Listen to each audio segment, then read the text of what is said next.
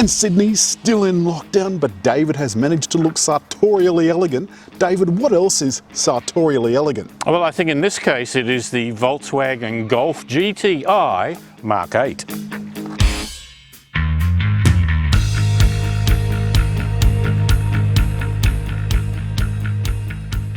The front, I think, has been particularly successful. I think it's been really successful because they didn't fiddle with the Mark 7-7.5 formula. It's not over the top, and it's got a certain elegance to it. I like the fact that the lights have a degree of style to them. The other feature is that it has a light bar here, across here, and it's got these driving fog lights down here in the shape of an X, and 5 of them. Alan, what do you think about these tail lights? Are they different? They've not fiddled with the 7.5 formula, which I think looked really good. You can tell it's different, but it's not so different that it looks like a completely different car. They're still LED. They look absolutely brilliant at night. But one thing I really like is Volkswagen's concealed handle, under which, you can't see it now, but is the camera. It pops out of this little compartment in here. When you put it in reverse? When you put it in reverse, yeah. Which keeps it clean and dry. And you like to be clean and dry, David. Let's have a look inside the boot. Moderate size, not huge. And what's under the floor? It's a space saver that allows you to drive on it, perhaps only up to 80k, but you can still drive on it without too much fear. And it's not a bloody puncture kit. And it's not a puncture kit. With it on the upper level, it opens a little bit more easily. Might as well do it. But you can easily pull it out and then just slide it in, and that's on the lower level. But to close the boot, David, you noticed this before. There's little warning signs here. Now, David's just going to put his hand into the appropriate hole, and there's one of those on each side, look. And last on the back, a smart set of dual exhausts. David, pop this key into your pocket and walk towards the car. That unlocked without you having to do anything, but for some obscure reason, it doesn't do that when you walk away. I don't know why, but it just doesn't. But meanwhile, in the back seat, got to duck your head. Right. That's very close. There's no question. It is very close. Headroom? But good room under the that's feet. because it's set nice and high. Yeah. And headroom? Good. 1.5, 2 inches. Now, first of all, I'd like to point your attention to the tartan upholstery. They brought that into that little Golf, which was the manual one that they had a little while ago, but now they've got it in this top of the range. I really like it. Now, you've got a mat pocket down behind your seat there. But more importantly, at the back of the centre console, David, it's got a third zone for the back seats. Now, that's something that you normally get in much posher cars.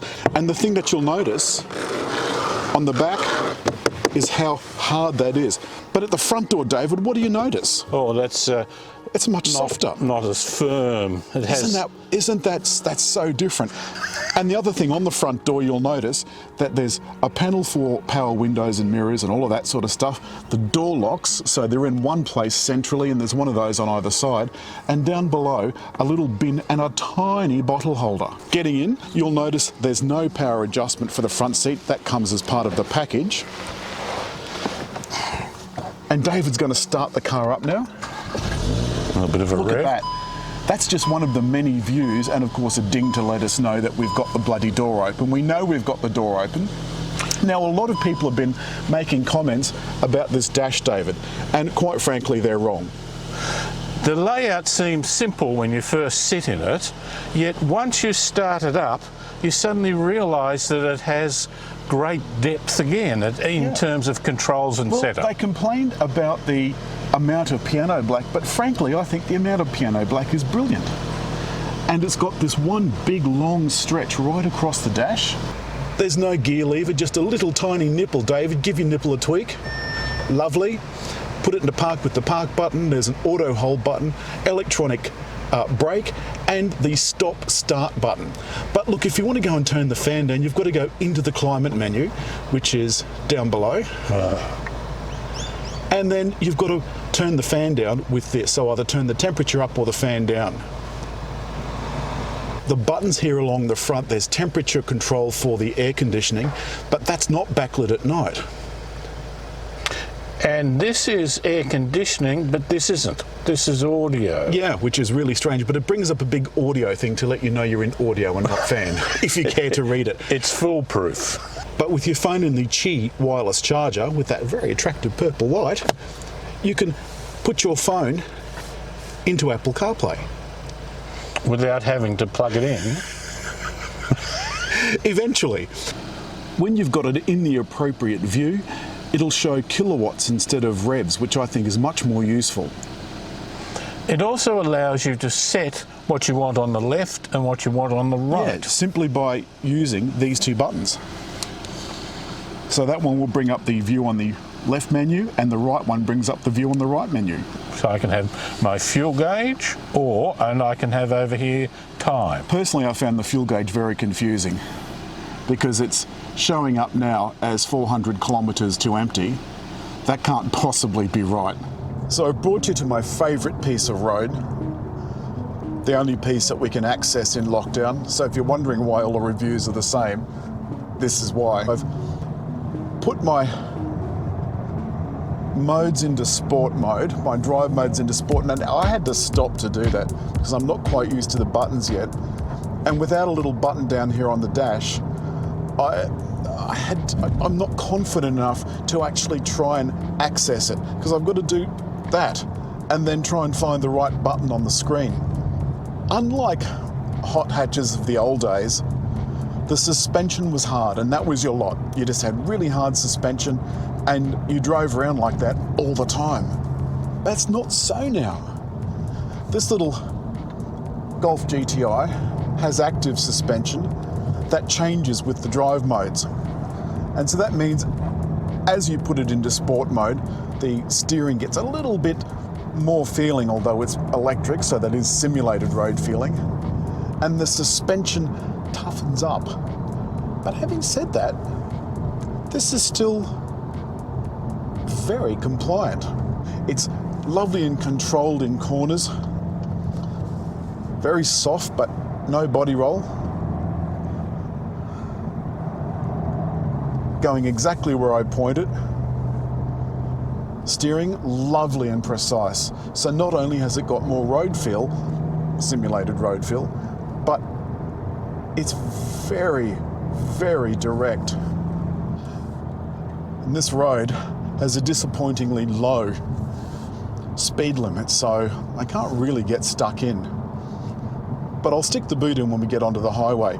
Now you'll notice that I've not got any of my active features going. I've turned off the highway assistant because it's a little bit too strong for these corners. It would drive us insane. God, this is a joy.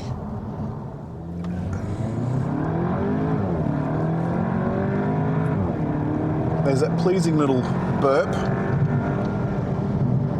between gear changes. And in what seems to be a second, we're at the legal speed limit. I'm going to press and hold my paddle, and I'm now back into automatic. I am going to select comfort.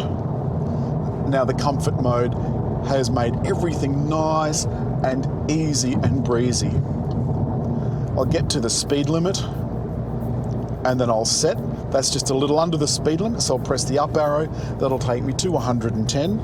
And then finally, my travel assistant is now on. So I'm now set for a very long journey. And IQ Drive is one of Volkswagen's big innovations. What can I do for you? Nothing. The voice assistant... Sure, it will get cooler up the front right shortly. No, I don't want it to get cooler up the front right. Sync air conditioning controls. Got it. One thing that I haven't mentioned, that apart from on this not very good piece of highway, not only is the ride very comfortable in comfort mode, but it's also reasonably quiet, especially for a hot hatch. I will say one thing. I really like the Volkswagen Group's adjustable armrest on the centre bin. You can put it up nice and high so that it is actually useful. With a lot of other brands, it's not adjustable, so if you adjust the height of your seat, the armrest is too low. Fuel consumption has been really good, considering the performance. Now, I know 180 kilowatts is not huge, and 6.4 seconds to 100 is not super fast. But even with that, it's been surprisingly frugal. When you're using the travel assistant, it will not overtake on the inside lane, which of course you shouldn't do anyway, but most people do. And I'm going down a hill now with the cruise control set at 110, and it's actually keeping me at 110. You can see now in the dark how lovely the dash looks. Yes, there's no air conditioning controls down below. They're there, you just can't see them because they're not backlit. But now, if you did want to change the temperature, and you can't see the backlit controls, and you can't be bothered going into the climate menu, you could always just say, "Hey Volkswagen, What can I do for you?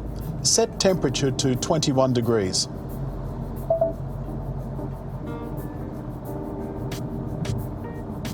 Got it. And the temperature is now 21 degrees.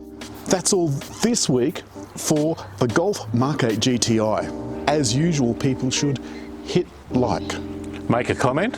But above all, just above here, the big round dot to subscribe.